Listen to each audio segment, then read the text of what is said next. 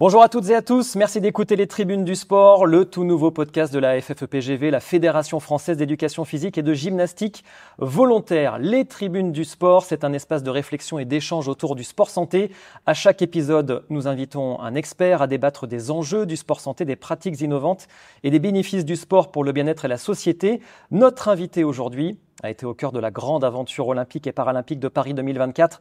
Très exactement, délégué ministériel de l'économie du sport en charge des Jeux olympiques et paralympiques. Bonjour Cédric Roussel. Et bonjour à tout le monde alors. Bienvenue dans le podcast Les Tribunes du Sport. On va parler de votre expérience professionnelle dans le monde du sport, de l'héritage des JO et des Jeux paralympiques de Paris 2024 et plus précisément de l'impact économique du sport et des grands événements sur notre société. Mais d'abord, comme c'est de coutume dans les Tribunes du Sport, est-ce que vous faites du sport, Cédric Roussel ? Je fais du sport, je fais partie des 71% la fourchette haute. Ça me vaut quelques petites douleurs, mais je fais du sport régulièrement, essentiellement pour la tête et aussi pour le jeu, parce que j'adore le sport collectif. J'allais vous demander justement quels bénéfices vous en tirez, en dehors de ces petites douleurs. Alors, le plaisir déjà de jouer, de me dépenser, et puis une déconnexion, on va dire, mentale. On laisse le cerveau un peu au bureau, et là, donc, on est dans la notion de plaisir et de performance aussi, puisque je me suis trouvé donc, une âme de compétiteur. Alors, dans quel sport ? Alors, je suis tombé donc, dans le piège, on va dire, parce que c'est très addictif, du paddle tennis. Eh oui, bien sûr. On sait quelque chose, effectivement. Le paddle qui est le sport à la mode en ce moment. Cédric Roussel, comment le sport est devenu votre terrain de jeu politique ? Alors, il est devenu par mon engagement politique en tant que député en 2017, où très vite, j'ai décidé et j'ai préféré me mobiliser sur un sujet, puisque c'est une formidable fonction de député. Vous rencontrez énormément de gens et vous traitez de beaucoup de sujets, puisque c'est le rôle même du député, d'être dans un rôle très macroéconomique, mais aussi très micro, puisqu'il est là pour également faire de l'animation et faire remonter les sujets de son territoire. Et ce sujet du sport était un sujet qui m'intéressait. J'étais issu du monde de l'entreprise. Je fais beaucoup d'analogies. Les chefs d'entreprise eux-mêmes font des analogies avec le sport. Et donc, du coup, j'étais très intéressé aussi par le débat récurrent déjà à l'époque de le foot business, le sport business, où certains y voyaient donc une menace plutôt qu'une opportunité. Et j'ai décidé effectivement de traiter ce sujet-là de manière très factuelle, en disant que le sport était source de développement de valeurs, de vivre ensemble, de cohésion, d'insertion professionnelle, mais aussi d'aménagement de notre territoire et d'aménagement économique et de diversité économique sur notre territoire. Donc il faisait vivre des filières, faisait vivre des journalistes notamment aussi entre autres, et c'est en ça où j'ai voulu donc peut-être parler de ce sujet-là, très directement de cette manière, et j'ai créé et j'ai demandé la création du groupe d'études économie du sport à l'Assemblée nationale qui a été accepté. C'est un groupe transpartisan sur lequel on a pu travailler de manière transverse et très justement à travers tous les territoires, puisque les députés représentaient tous les territoires, de l'écosystème sport et comment est-ce qu'on pourrait dynamiser les fédérations sportives, mais aussi apporter donc une autre vision aussi dans la contribution que le sport a notamment dans notre écosystème, dans le développement économique de notre pays. Et donc vous êtes à l'origine de cette loi dite Braillard, c'est ça ? Alors, la loi Braillard, c'est une mission d'évaluation, qui était effectivement une mission d'évaluation de la loi Braillard, qui était la loi donc de 2016, qui était la dernière loi lorsque je suis arrivé donc, en fonction de député. Mais effectivement, ce groupe d'études m'a permis notamment, entre autres, de motiver une proposition de loi parlementaire, démocratiser le sport en France.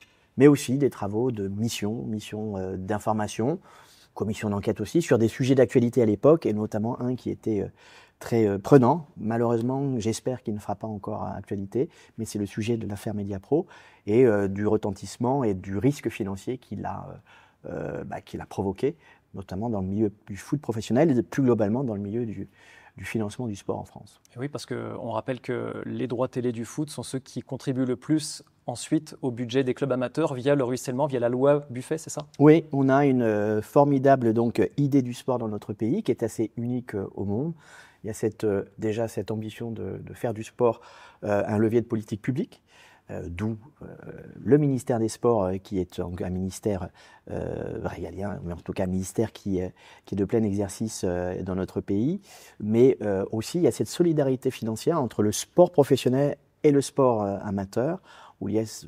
Voilà, où ça c'est aussi quelque chose d'assez particulier, sans compter le système pyramidal, à savoir donc le fait que les fédérations, que le sport est organisé de manière très pyramidale, avec un principe très fort aussi, qui est le principe de la méritocratie.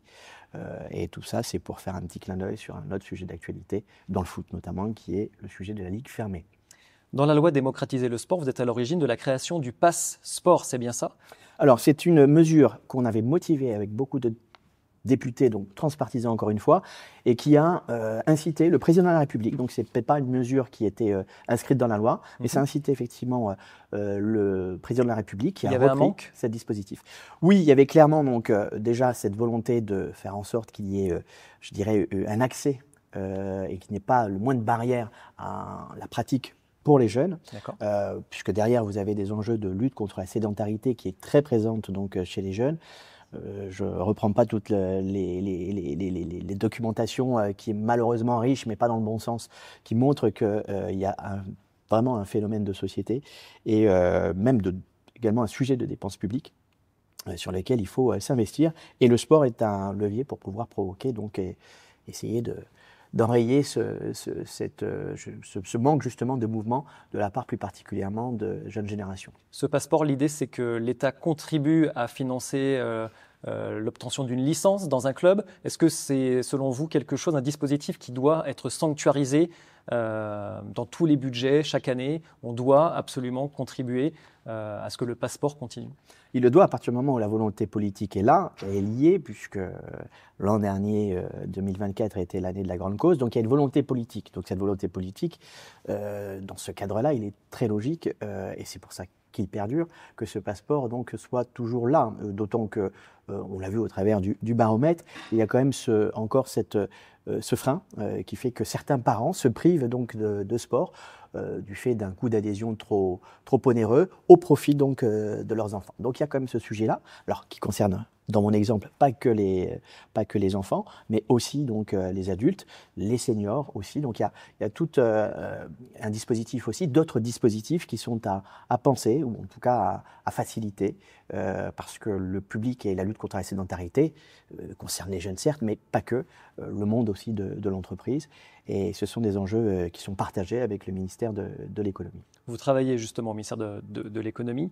Quel est votre regard sur le risque de baisse du budget du ministère des Sports pour l'année 2025 et ses conséquences que ça pourrait avoir? On aurait pu se dire, après les Jeux Olympiques, après ce succès fantastique des Jeux Olympiques et Paralympiques, on va surfer sur cet élan-là pour donner plus de moyens au sport, pour faire de la France une nation encore plus sportive. Finalement, on a l'impression que le soufflet est déjà retombé. Alors, ce n'est pas une sanction contre le sport, puisque malheureusement, le contexte est général.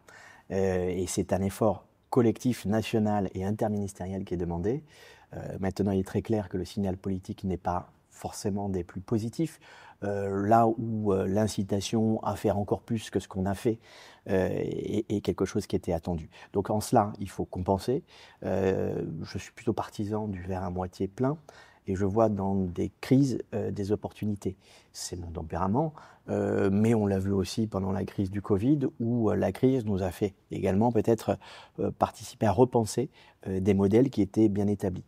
Je crois que cette situation, qui risque, on l'espère tout de même, donc, de se rééquilibrer dans ces prochains jours au moment où je fais cette interview avec vous, mais doit nous faire prendre conscience qu'il est le temps je dirais, de recréer et de continuer cette intelligence collective qu'on a connue pendant les Jeux et avant les Jeux et pendant la préparation pour aller plus loin. Et justement, on parlait d'héritage, c'est de faire en sorte de permettre des mesures qui soient à toutes les échelles, qui puissent nous permettre donc de financer mieux, plus largement donc le sport, et de diversifier ses ressources. Ça veut dire ne plus dépendre uniquement de l'État pour financer le sport en France, c'est ça? Oui, et puis c'est un principe, je veux dire, de bon sens, de père de famille, mais pas que, aussi de chef d'entreprise.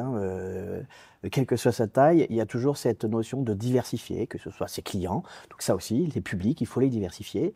Et il faut donc donner davantage d'accès donc, à tous les publics, mais il faut aussi diversifier ses ressources. Donc c'est en ça où il y a des pistes qui ont été établies, et c'était un des objets même de ma mission, de faire en sorte de remettre donc tout le monde aussi autour de la table, de profiter de ces jeux pour qu'on puisse écrire l'étape 2 ou l'étage 2 je dirais, d'un édifice qui a été conçu en 2016, puisque le contrat de filière de l'économie du sport est né en 2016 au sein du ministère de l'économie sous l'impulsion à l'époque du ministre de l'économie qui était Emmanuel Macron, avec une intention politique qui était forte à l'époque, puisqu'en 2016, je vous rappelle, nous n'avions pas encore les Jeux, mais il était un objectif politique très clair pour notre pays, d'être donc pays hôte de grands événements internationaux sportifs.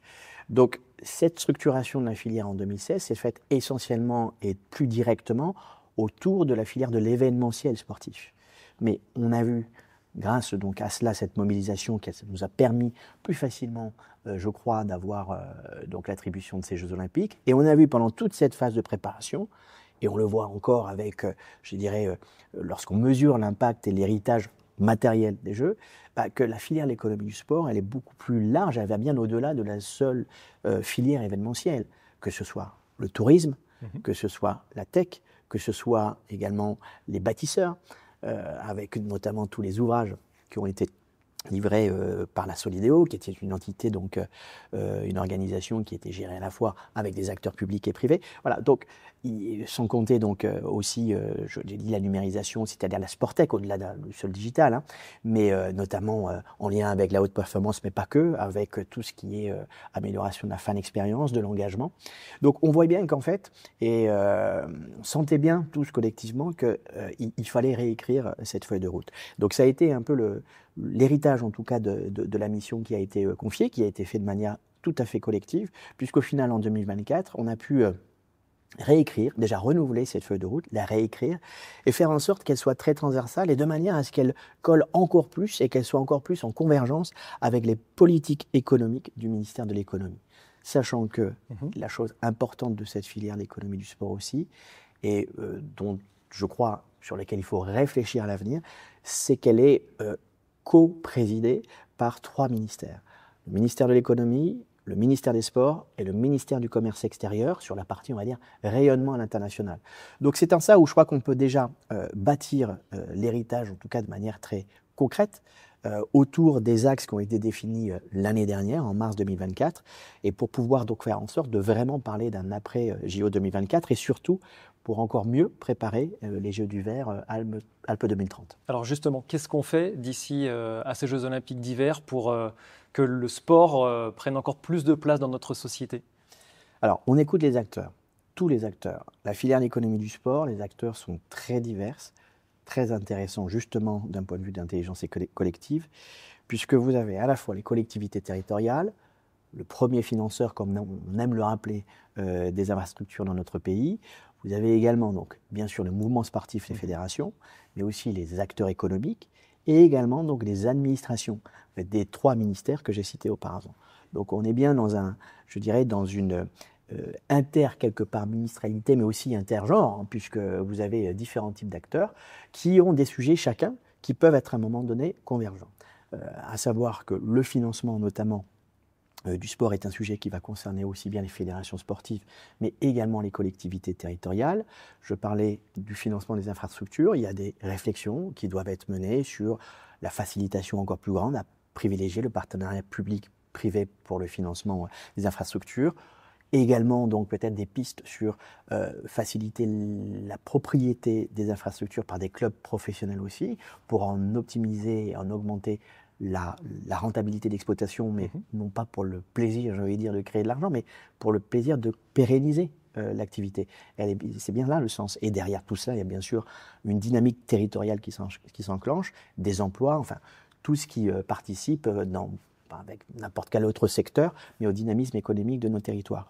il y a des sujets qui vont aussi concerner le tourisme durable, qui vont être en lien d'ailleurs avec le projet Alpes 2030. Et c'est en ça où les acteurs vont être, et notamment des sports donc, outdoor et plus directement donc, des sports de montagne, vont s'impliquer dans cette plateforme d'échange qui est le contrat de filière pour pouvoir donc justement préparer les innovations de demain, mais aussi les réflexions économiques de demain sur les choix à faire entre le Made in France, le Made in, enfin, fabriqué en France, pour parler français, le fabriqué en Europe, en tout cas, qui sont des vraies stratégies aussi qui vont au-delà de notre pays. Mais en tout cas, pour parler également de ce sujet, qui est un sujet, je dirais, de stratégie économique pour notre pays, de faire en sorte de réindustrialiser notre pays par des objets du sport. Je parlais tout à l'heure du paddle. Les raquettes de paddle, on a de plus en plus d'entreprises françaises donc, qui développent des produits qui sont dans une démarche donc, de recyclage, mais aussi dans une démarche, in fine, de fabriquer plus près. Et ça, c'est important pour les enjeux donc, de durabilité et les objectifs que vont se fixer très certainement dans la continuité des Jeux d'été donc, de Paris 2024, les Jeux d'hiver d'Alpes 2030, à savoir une sobriété en termes de durabilité, aussi en termes financiers, donc avec ce qu'on a pu voir et le savoir-faire qui a pu s'exprimer pendant les Jeux de Paris, à savoir ces constructions éphémères, en tout cas ces structures éphémères qui permettent d'atteindre ces objectifs notamment. Comment vous avez vécu ces Jeux olympiques et paralympiques de Paris 2024 ? Est-ce que vous en ressortez avec un immense sentiment de fierté d'avoir ébloui le monde ? Oui, alors je pense comme beaucoup de Français et de Françaises, fierté dès le début, avec cette cérémonie d'ouverture qui nous en a mis plein les yeux, mais aussi qui nous a rempli le cœur de beaucoup je dirais, d'émotions. Parce qu'effectivement, c'est encore une cérémonie d'ouverture, j'ai la chance de pouvoir voyager, dont on me parle systématiquement et en premier lorsque je dis que je suis français. Et donc ça, c'est quelque chose qui se mesure. On n'a pas besoin d'études d'impact, je pense que chacun peut le mesurer, peut faire le test. Mais ça, c'était très marquant pour moi. J'ai eu la chance en plus de pouvoir y assister sous la pluie, mais avec la banane. C'est la première fois que, effectivement, j'ai été si heureux sous la pluie. Également, donc, l'ambiance. Voilà. J'ai vécu naturellement cette quinzaine, donc, puisque il y avait une activité, notamment de promotion de la filière d'économie du sport. On a profité de ce grand événement pour valoriser, supporter la filière et la faire connaître donc des fédérations sportives étrangères, mais pas que, aussi des acteurs étrangers. C'était l'occasion, c'était l'exposition universelle de la filière, donc ça je le retiens aussi, parce que c'est quelque chose qu'on a réussi à faire, sur lequel on n'est pas forcément donc, les mieux positionnés. Ouais.